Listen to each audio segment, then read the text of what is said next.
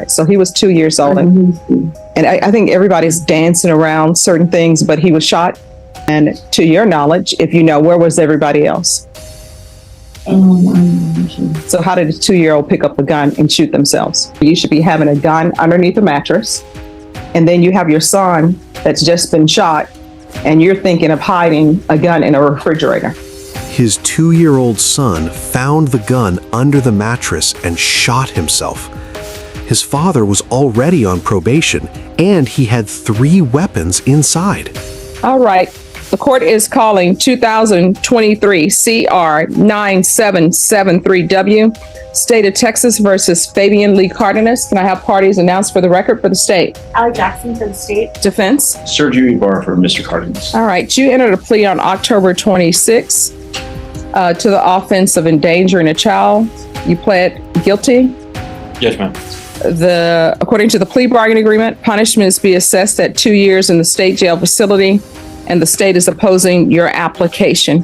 Have both parties had a chance to review the PSI report, state? Yes, Your Honor. Defense? Yes, ma'am. Any objections to the PSI report, state? No, Your Honor. Defense? No, ma'am. All right. Any witnesses, state? The state, no, Your Honor. Defense? We do have witnesses, Your Honor. All right. If you'll call your first witness. Okay, I'm going to call Mr. Samantha Hernandez first, Your Honor. All right. All right. Can you raise your right hand for me, please? Do you solemnly swear or affirm the testimony you give will be the truth and nothing but the truth, so help you God? You're going to need to speak up so the court reporter can hear. All right. You can lower your hand if you'll state your name for the record. Samantha Justine Hernandez. Are you able to hear her? Samantha Justine Hernandez. All right. Defense. All right. So everyone else in the courtroom, I'm going to need y'all to whisper. Defense. You can speak higher. It's The okay. video starts with a chilling So premise. Samantha, A 2-year-old boy shot himself after finding a gun hidden under a mattress. The atmosphere is heavy with the weight of endangering a child. The vibe, high tension. As a viewer, you immediately feel the gravity of the situation. The father was already on felony probation and had 3 weapons in the house. A massive red flag. It sets the stage for a tough legal battle. The defense calls the child's mother, Samantha, to the stand. The mother's testimony. Surprisingly, she defends the father, Fabian, calling him devastated and a loving dad.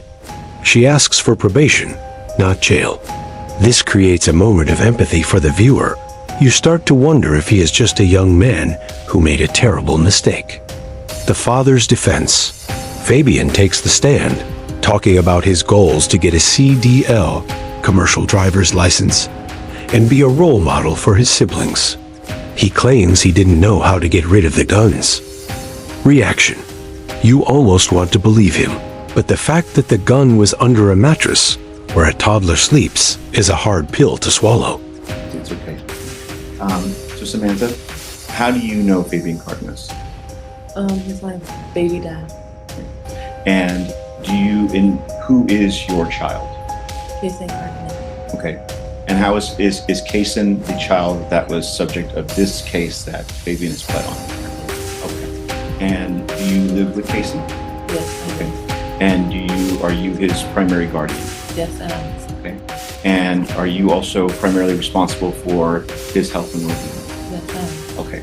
Now, in speaking about this particular case, have you had an opportunity? Well, please explain to the court, as far as this particular day goes, what happened as far as when you left Kason with Fabian? Where did you drop him off? At his house. Okay. And like I said, if you can just be comfortable kind of speaking up a little bit, okay? And at the time, he did live with his mother, is that right, Fabian? And how were you informed that Kason had gotten injured? And as far as you know, what did Fabian do as soon as he was aware that Kason had been injured?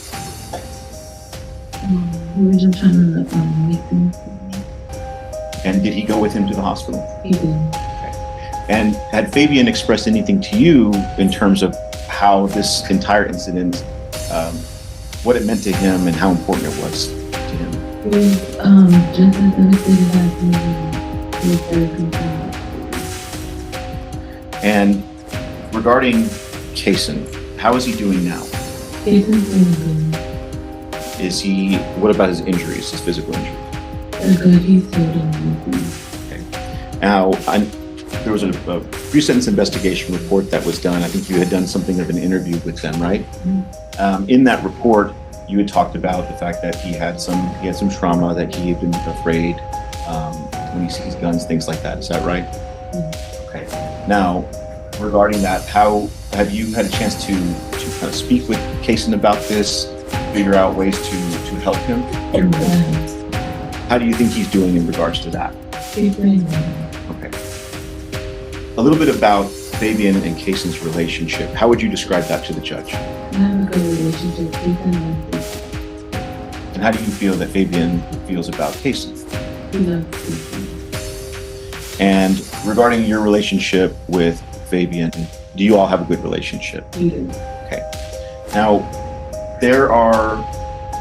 one thing that I think is important to at least express to Judge Boyd here is what you feel, if anything, how this has affected Fabian going forward in life. I feel like want to make some changes and do better.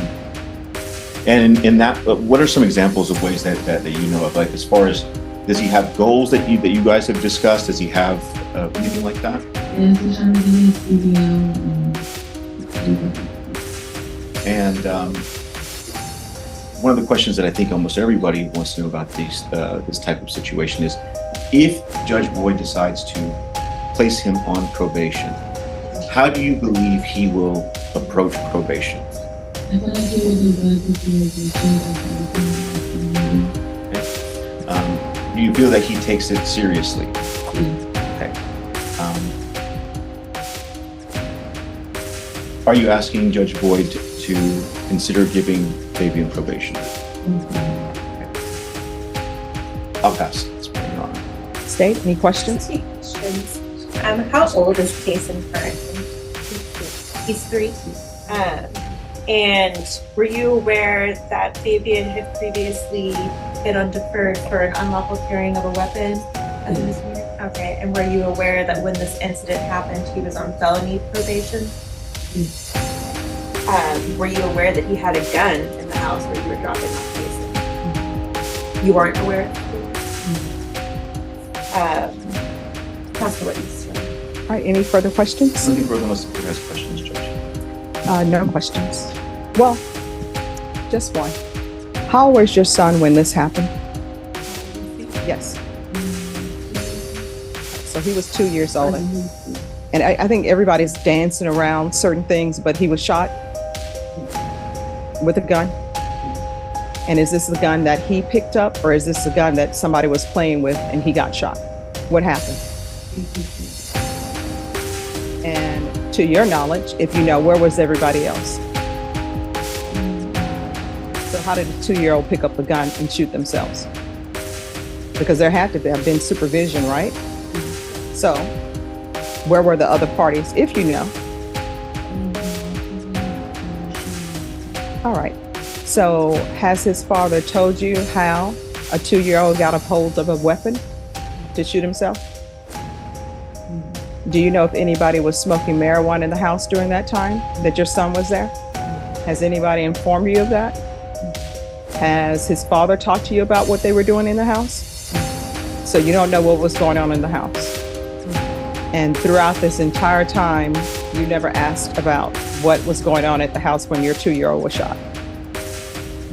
Okay. All right, thank you.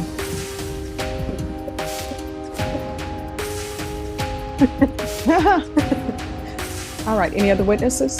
Yes, ma'am. I'm going to call Mr. Cardenas. All right, can you raise your right hand for me, please? Do you solemnly swear or affirm the testimony you give will be the truth and nothing but the truth, so help you God? Yes, ma'am. All right, you can lower your hand, state your name for the record. Fabian Cardenas. All right, defense. Thank you, Your Honor. Just to make sure that we're clear, you were placed on probation on a felony waiting case before this incident happened, right? Yeah, yes, sir. Do you remember when you were placed? How soon before? couple of weeks or longer than a month or less than a month? Less than a month. When there were firearms in the house, right? Yes, sir. Okay. And regarding those firearms, did you do anything in order to get those firearms out of the house? Yes. I tried to. You can speak to Judge. Yes, I tried to pay somewhere else while I was on probation, but they were guns. So they were all clean. Anyone I tried to like give them to, like, it's kind of a hard for someone like take guns for you, if that makes sense. Like I tried to give them to like one of my uncles or something. Like, if you could hold these, I'm on probation, and that's just not something someone would like take like that. So I really had nowhere to place them at the time. Because of that, though, you know, you're aware, and Judge Boyd is aware that sometimes you would have cases over at your mom's house, right? Yes, sir. Okay. So just to describe for Judge Boyd, what was the living situation like? I stayed in a back house at my mom's house, and I'll get casing like on the weekends or whenever my child's mother worked or I was working or something, or like I will watch it. So your mother's house you were living in the detached living area from the main house? Yes. Okay. And were you the only person living in that detached house? Yes. Okay. Now, because you could not get rid of those, were you aware that that's something that you could have called either myself or even the court about help with? Were you aware at the time? At the time, no, but now I fully understand. Like, I really could have got help from you, from anyone. I didn't think that I could like call on anyone and be like, hey, where can I place these guns, or like at the time. But now, like, I'm fully. And since that time, have you continued to check in with probation since everything's happened? Yes. Okay.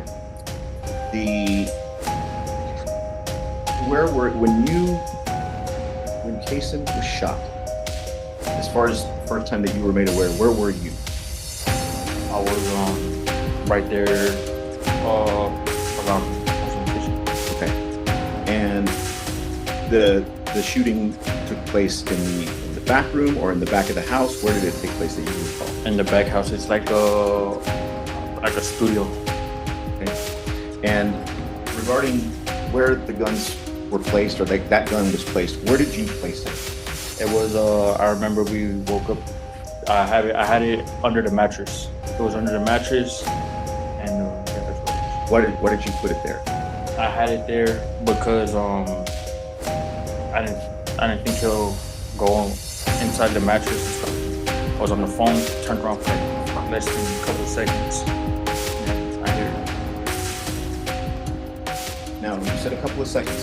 What did this situation teach you about the importance of gun safety? What children can get into? Please describe to Judge Boyd. It didn't really just teach me. It also like changed my whole life. I look at it all a lot more different, but it teach me for sure gun safety. Not that I'm even gonna be around guns, but how none of that mixes up. When you found out that he had been shot, what did you do? I grabbed him immediately. I started putting pressure on where it grazed him, and went to my sister to call the police, and then I went with him in the ambulance, and I went to Was it just you and him, aside from the emergency personnel that was with him in the ambulance? Yes. And when you got to the hospital, did you go anywhere? No. Eventually, law enforcement showed up there. Is that right? Yes. And did you cooperate with them? I think at the time I was so much stuff was going on. I was just worried about my son. I think I declined. No. I talked to him, but yeah. Did you end up explaining to them the situation there at the hospital? Yeah. had just been placed on probation for the evading case. And then this occurs. Now, we're asking Judge Boyd to consider placing you on supervision. That way, you can do the things that she requires you to do. Now, after this had all happened, I know that it's just been a little while, but what do you have to say to Judge Boyd about how you will do under her requirements of you should she place you on probation? Basically,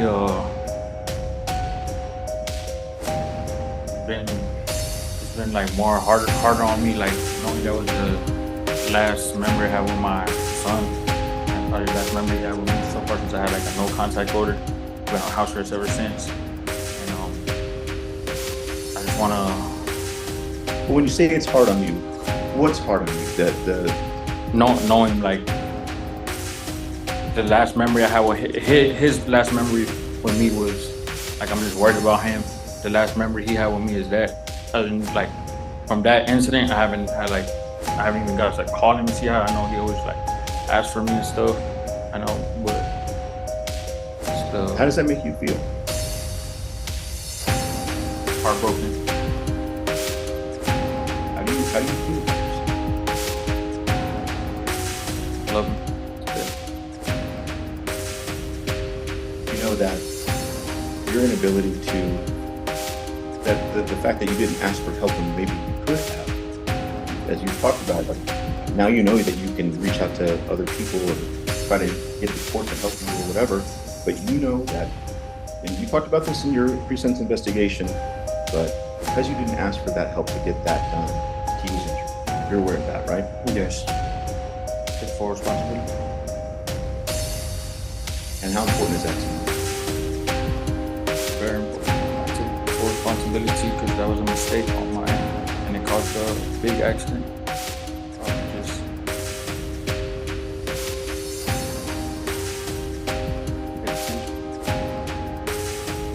You had a rough childhood growing up, right? Yes. Now that's discussed in the pre-sentence investigation, but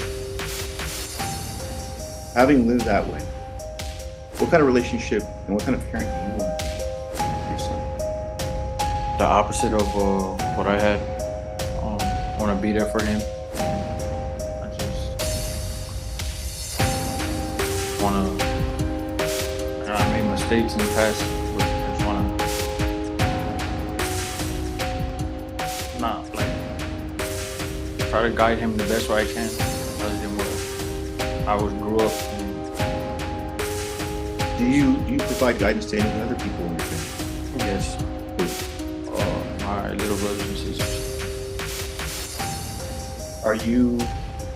What parental figures do they have?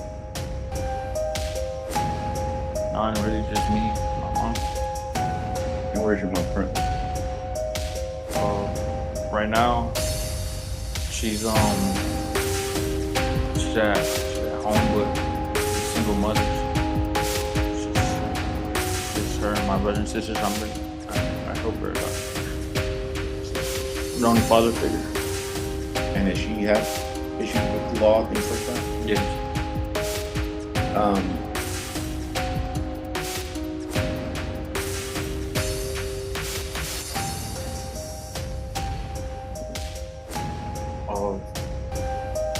Yes. I just want to ask if you could strongly consider giving me probation. I'm trying to go down the right track. This is where the defense's narrative completely falls apart under Judge Boyd's sharp questioning. The smoking gun moment. The judge reveals a shocking detail. Fabian hid a .38 caliber handgun on the second shelf of the refrigerator after the child was shot, while waiting for the police. The reality check. The judge also brings up the smell of marijuana reported by police. It becomes clear that while his son was bleeding, Fabian was busy hiding evidence. The sentencing. Judge Boyd delivers a masterclass in justice. She denies probation and sentences him to 18 months and 2 years, concurrent in state jail. I actually trying life around. Like I made mistakes, but that I don't think that should like define who I am, the type of person that I am. Well, let me say something like that though, because that can come off the wrong way. And you and I have talked about your life and things like that. Talk to the judge about the goals that you have. What do you want to actually do to do better? Yeah, actually I was before I got on the monitor, I actually missed my appointment like the first week. I was getting my driver's license. I finished all my courses and stuff. I was getting my driver's license, and I just was planning on finishing that. And What kind of license? my driver's license didn't right. I was gonna enroll in CDL school to get my CDL license, and that's what I was planning on doing. For the meantime, I was working, but I'm gonna just be working for the meantime, and then while I'm getting my CDL license, right after I get my license, and then I just plan on doing better for my family, trying to be a better role model, change my life around, not being in the system, and setting a bad example for my brothers and sisters, my son, my family, because I'm really like a role model. Mr. Cardenas, how old are you? You're 21, and how long have you owned firearms? Probably 19. Okay, so for a few years. Have you ever taken any gun safety courses and things like that? Nah, I just go to the range. Okay. But do you have kind of a basic understanding that guns should normally be stored away from the children to get to them? Yes, ma'am. And knowing that you weren't supposed to have this for you were on probation, did it ever occur to you, I know that you have a 2-year-old, did it ever occur to you to get just like a gun safety, like a gun lockbox or anything like that? Yes, ma'am. I had two in the closet, usually where I have them. Then I have one next to me in case like someone tries to break in. So I have that under my mattress. And then, like I said, we just woke up, and then my son was gonna go under the mattress. It was a mistake. Okay, but you did have gun lockboxes? No, I didn't. Oh, you didn't, but you No, I had in the didn't. past? No, I never. Okay. Did it, and I know you had already said that it didn't occur to you that you could, call your lawyer or anything, but did it ever occur to you just to contact the seller to like get rid of your guns entirely when you were on probation, or were you just more focused on having access, being able to get back to them? Basically, that's what I was thinking. I was like, when I'm done with this probation, I wanted to get them back, so I just needed someone to hold them for the meantime. Like I said, I just got on probation, and going up to not going up to a random person, but going up to your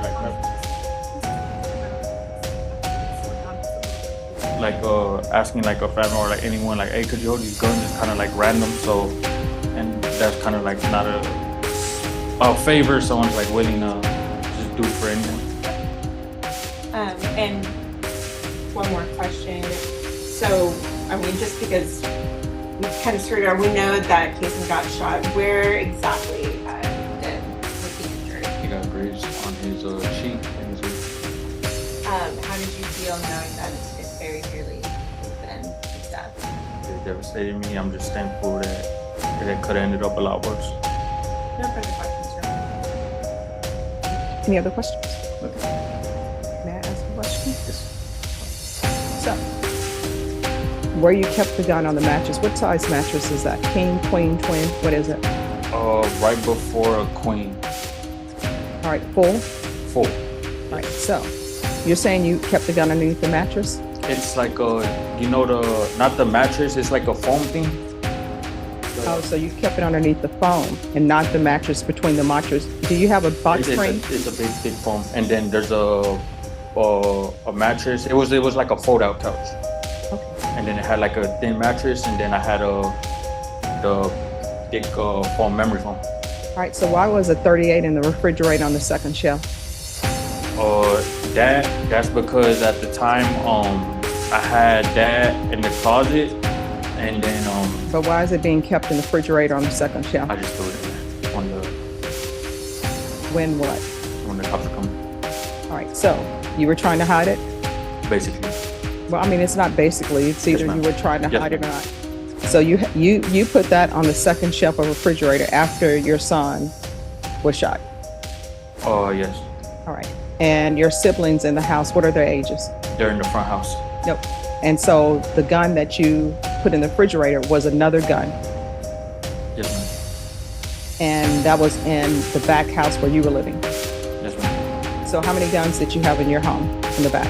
30 total. 3 total. All right. So you have one gun that you say is being kept underneath the mattress. Is that the Micro Draco firearm? No, that was the one that was under the mattress was the Glock 23. All right. That's a Glock 23. I'm assuming no safety. Yes, no safety. All right. And then you have the one gun that's in the refrigerator on the second shelf. Yes, Where was the other gun, the third one? in my closet. Where in your closet? It should have been like behind all my shoes and clothes. All right. The TAP evaluation says that you've only smoked marijuana once in your lifetime, correct? Yes. Who did you have coming over to your house? Any other people? Just you and your son? Yes, me and my son. All right. So who's smoking marijuana in that back house? You or your son? No one. Well, this is what the police says. Police says, I entered the rear location. That's where you stay, right? Yes. And began to search the location for further evidence. I immediately smelled the odor of marijuana. I knew the odor to be that of marijuana due to my training and experience. They said they were not able to locate marijuana in the residence. So you're saying there was no marijuana? Nobody ever smoked marijuana? No. All right. And if you're drug tested today, what are the results going to be? I passed it. I never had a problem with drugs on me.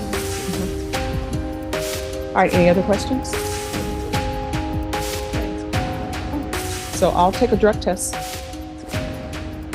and then I'll make my decision. Yes. I understand that you probably have regrets because your child could have been killed. But you're on deferred adjudication out of this court for evading. And I know that in your conditions of probation, because everybody who's on felony probation, you're not allowed to have guns, period. And cause number 2023 CR 9773W, the court is not going to grant your application. The court will find you guilty, sentence you to 18 months in the state jail facility. This is run concurrent with cause number 2022 CR 11171, and there's to be no in-person contact with Fabian Cardenas while in custody. So he can do phone calls. I'm sure she'll have phone calls or that type of situation. And I want to tell you, the reason why I'm doing that is because I don't think children should get used to seeing their parents in custody or seeing people they love in custody, because then they think it's normal activity to visit people in custody. But I don't want your contact with him to be severed. That's why there can always be phone calls. I know at the prison they do video calls as well.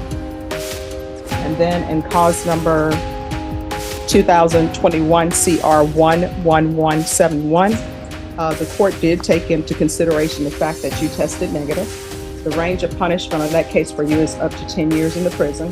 But what I'm going to do is as previously stated, I found violation of condition number 1 true. I'm going to sentence you to 2 years in the prison, give you credit for any time served, and this will run concurrent with 2023 CR 9773W. And each cause number, I'm going to show you what's in the title of your attorney. Did you understand that? Yes, ma'am. All right. And cause number 2022 CR 11171. This is not a plea bargain case. You do have the right to appeal, but that as it relates to the allegations in the motion, not the fact that you're on deferred adjudication. Do you understand? Yes, ma'am. All right, because that's felony conviction, you're not allowed to own or possess any weapons or ammunition. If you have a question over what a weapon or ammunition is, you'll need to speak to an attorney. Do you understand? Yes, ma'am. And then in cause number 2023 CR 9773W, I'm going to show you what's entitled Trial Court Certification of Defendant's Rights to Appeal. Did you review that one with your attorney? Did you understand it and sign it? Yes, ma'am. All right, because that is a plea bargain agreement, because I have followed your plea bargain agreement and actually given you something less than you bargained for, you do not have the court's permission to appeal.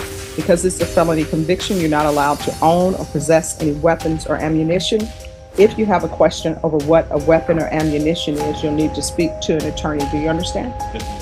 All right, we can go off the record. I want you to know I always listen to everything that's given to me. I always try to internalize everything. Your attorney did do a good argument for you and put on good testimony for you. But part of your problem is you're on deferred and you know you're not supposed to have any weapons at all.